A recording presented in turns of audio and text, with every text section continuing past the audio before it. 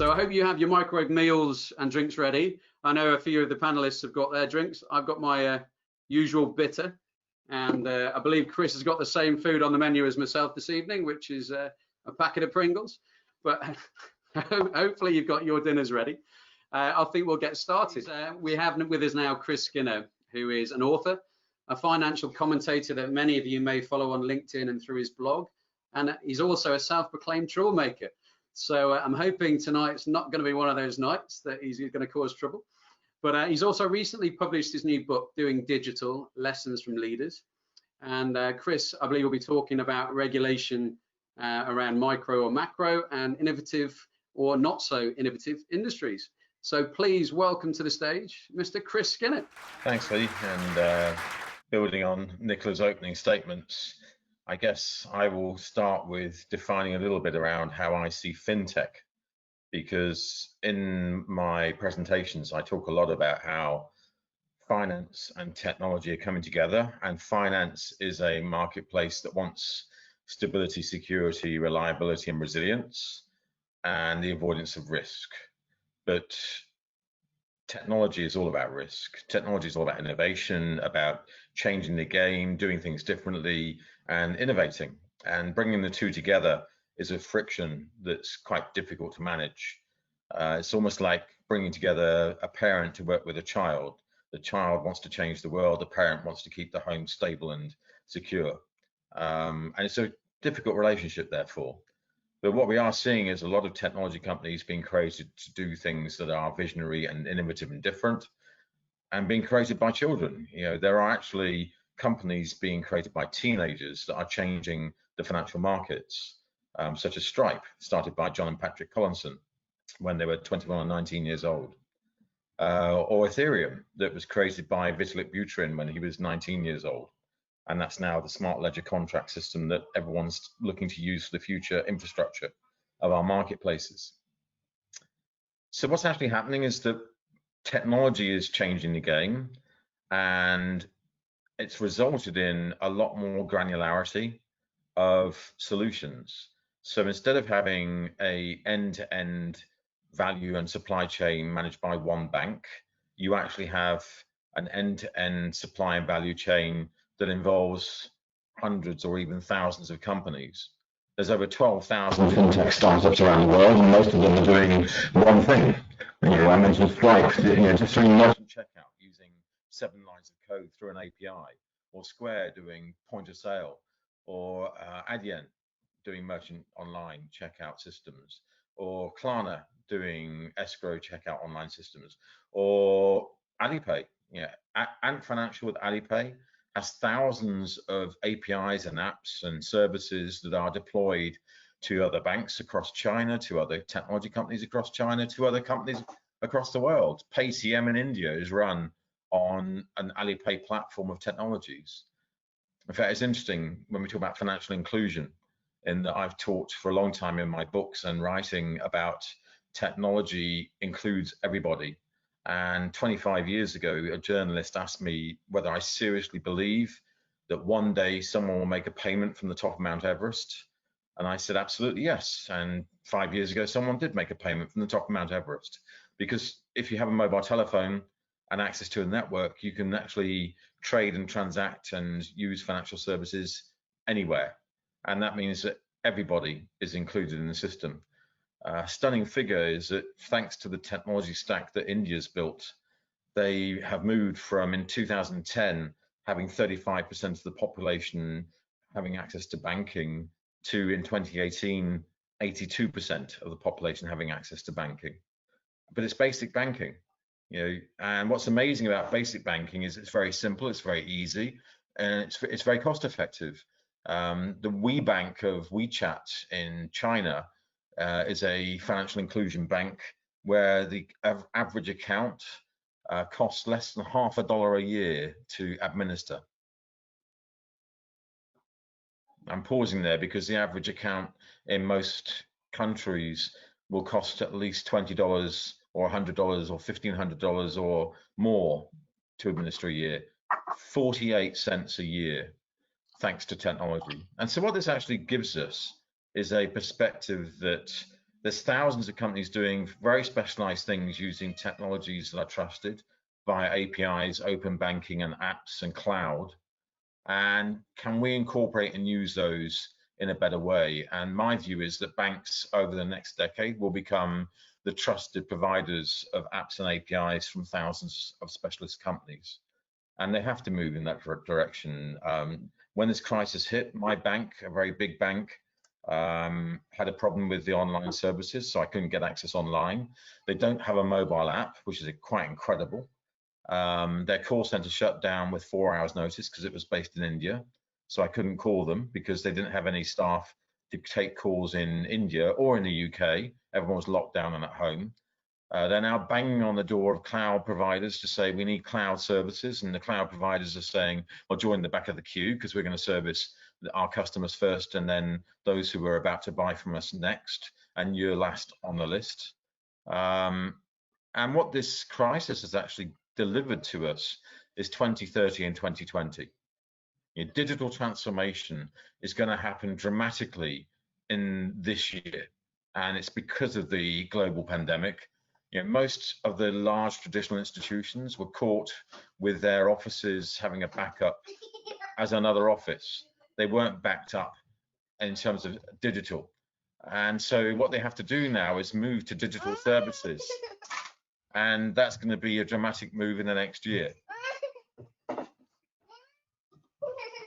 Small children.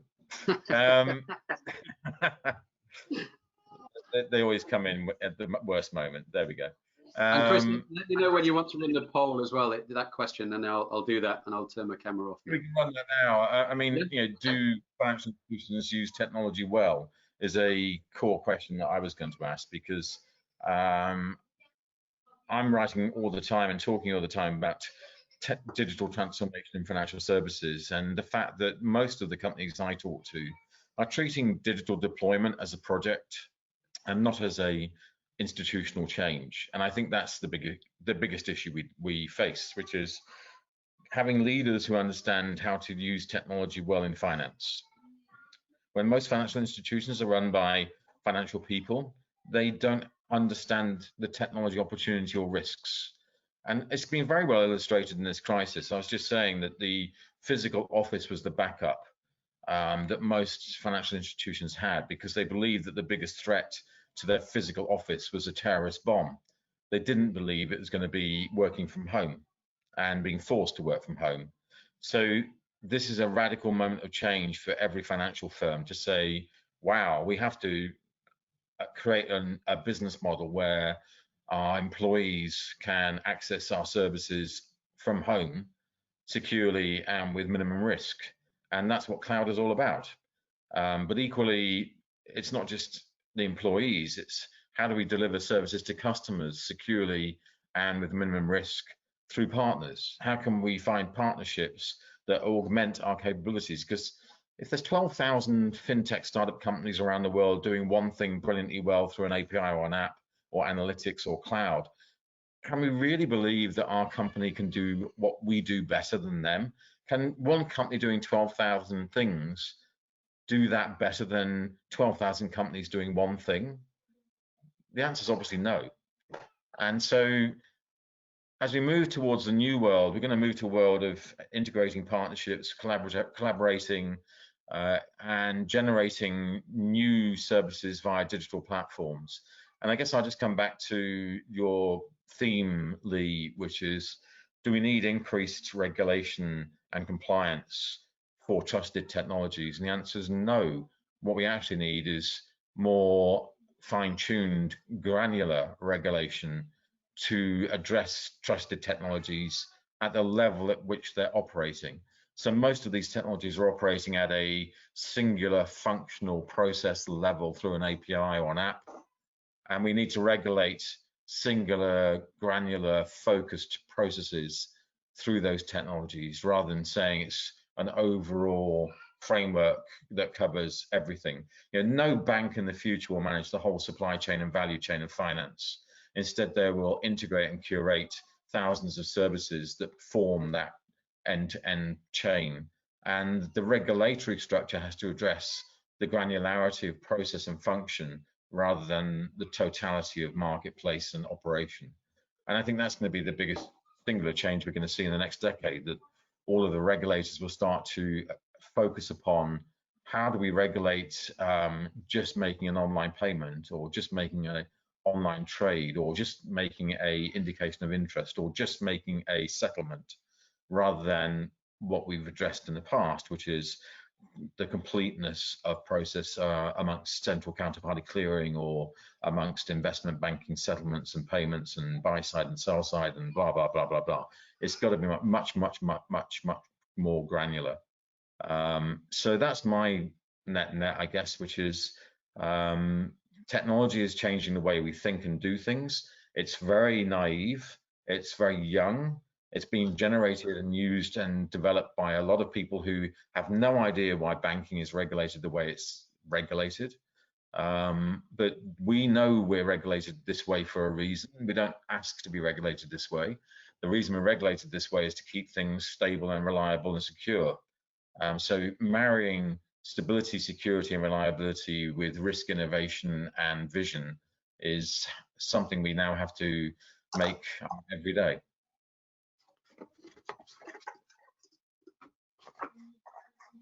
Brilliant. And I was just going to bring it down here to number 5.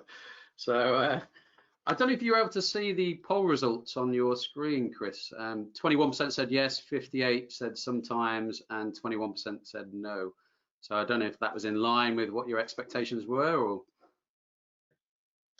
I would actually say that the ones who said yes are maybe a little bit deluded. The ones who said sometimes are optimistic. Got you. That makes complete sense. We've got quite a few questions come in, actually, and it goes from quite broad to quite detailed. So we got a bit more time, actually, because you finished bang on 10 minutes, which is great, which is from Mark Leopold, which is: becoming a trusted party is key to running a bank. Banks traditionally rely on sticky funds. Is there evidence that new banks can rely on these sticky funds, given that trust can be impaired suddenly? Well, it's interesting what we're going through right now, and that some of the newer startup challenges are getting some very bad headlines, particularly around the way in which they're treating staff, for example. But equally, I find it quite interesting that when I look at the newer banks, I tend to reflect upon both my own experiences and those of my friends who say they like to use them for everyday banking and finance and payments, because as a lifestyle choice, they provide great services. But when it comes to the more complicated things, they go back to their boring old bank. And I often say that, boring old banks will get boring old business, and challenger banks will get everyday business. But the everyday business isn't necessarily going to generate the profit, because it's just doing everyday transactions, payments in stores and at restaurants. When you get into the more complicated things like loans, mortgages, and credit provision and investment advice, I think a lot of people do still trend back to their old bank. And it's partly a trust thing, which is another factor I often come back to, that if you have a physicality, it's very different to if you're purely digital. Although I'm an advocate of purely digital, I'm also an advocate of trust, and trust is created through physicality. And there's quite a few banks, in fact, and in fact, there's quite a few technology companies that are opening stores. The Apple Genius store, the Amazon food stores, and Amazon bookshops in the US. They're opening those because that adds an extra layer of trust. And really, what that physicality does is it creates and engenders a feeling that I can reach out to you and hit you if I need to. And that's actually a key factor in financial services. I can use a challenger bank for everyday services, but if I've got £100,000 that I'm investing or saving, and suddenly the app goes down or I can't get access, that factor of being able to get physical access is actually quite a critical differentiation. No, I completely agree. And we've also got quite a few, like I said, but Paul Barker's come with one actually, which is: do you think that a shift more towards principle-based regulation rather than prescriptive regulation would free more organizations up to be more adventurous in their tech solutions? Yes. Perfect. We'll move on. Yes, is the answer to that. I'm completely against prescription-based regulations. I mean, the Napoleonic approach of the continental Europeans doesn't work, because at the end of the day, it just means that you end up with handcuffs that stop innovation and ideation. Principles-based regulation, I think, is and has been pretty successful, but now we talk mostly about outcome-based regulation. And really, that's where we have to focus, which is, what is it we're trying to achieve? What is the outcome that we want to deliver? If we want more competition in financial services, how can we support and promote that? And then let the players play, and they can work out how that develops into the prescriptions and the operations. It's been very interesting that in the FinTech community that's been generated in the last 15 years, in every country, almost the first thing that they do is they go to the government and to the regulator and say, create some regulations so we can play.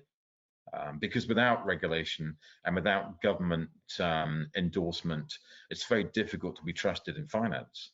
So you end up with this idea that, on the one hand, the regulator has to create the prescriptions, but they shouldn't be prescriptions. They should be principles and outcomes that the players can then generate their structures around. It's far more effective. Another great answer, thank you. I'm going to combine two just to finish off. We had one again from Cheyenne, but we also had one from Peter Shelnick, which is both kind of related. Cheyenne's was, what does good look like, or what does good use of technology look like for you in an ideal world? And then Peter was saying, could technology make banking obsolete? That might be moving more down the blockchain kind of element as well. But I'm going to combine those and offer them to you as one, if that's all right. Well, again, if you've read much of my stuff, you'll know that I argue continually that banking will never be disrupted or destroyed.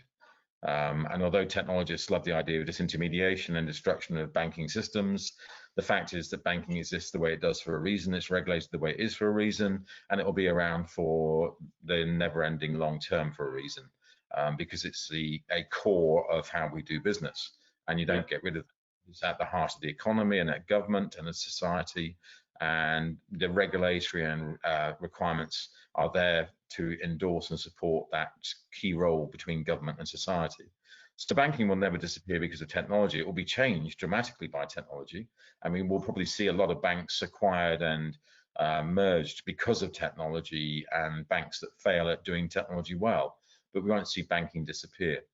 In terms of banks and companies that do technology well, that's actually the focus of my latest book, Doing Digital, because I actually sat down and I went through what banks do I respect who are doing digital well, and I ended up with a very short list of big banks like JP Morgan Chase, BBVA, and ING, and I went and talked to them all to find out how they view technology. And at the end of the day, they all pretty much said the same thing, which is that they have to be a technology-based operation with digital at their core, but to make that change is a dramatic and huge challenge to the organization, because the organization was developed 200 years ago, and now they have to radically shift their structure. But they're trying to make that shift, and they're not there yet, but they're well on their way. Brilliant. Thank you very much, Chris.